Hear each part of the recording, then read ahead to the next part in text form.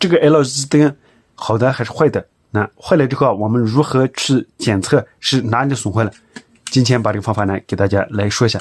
那首先我们看一下这个 LED 灯片，我们把这灯片，它如果这端有螺丝，我们把螺丝拆掉，拆掉之后呢，它这个外壳呢就能拆卸下来，这个外壳被拆卸下来。然后我们再来看一下，它这个启动器，这里呢有一个电容，然后这里有一个变压器，它还有一些继电器之类的。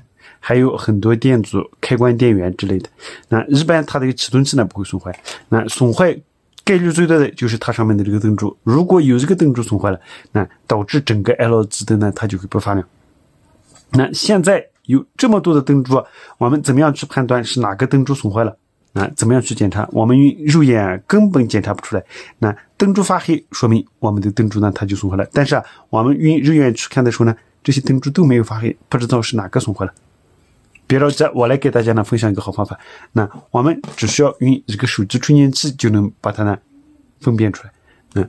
这端我们插在这个充电器上，然后呢这端我们直接呢给它剪断，也就是我们给手机充电的这端呢直接给它剪断，它里面呢有2根线出来。然后现在我们用它去测量一下。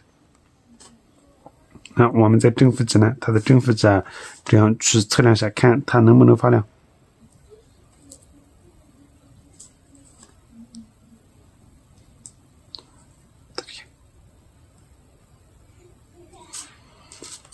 我们这样去检测一下，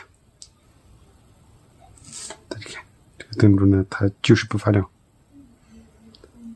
灯珠不发亮，说明我们的这个灯珠呢，它是损坏的状态。如果灯珠是好的，灯珠它会发亮，看到没？看到没？大家看到没？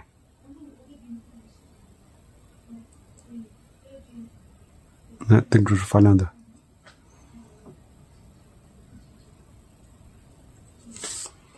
我们把每个灯珠呢都去这样测量一下，大家看，哪个灯珠不发亮，灯珠就是损坏的状态。大家看，我们从它的外圈开始这样测量。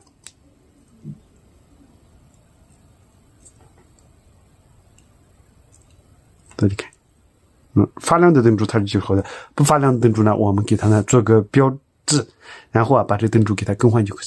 这样呢，我们用这个手机充电器就可以检测出来是哪里损坏了。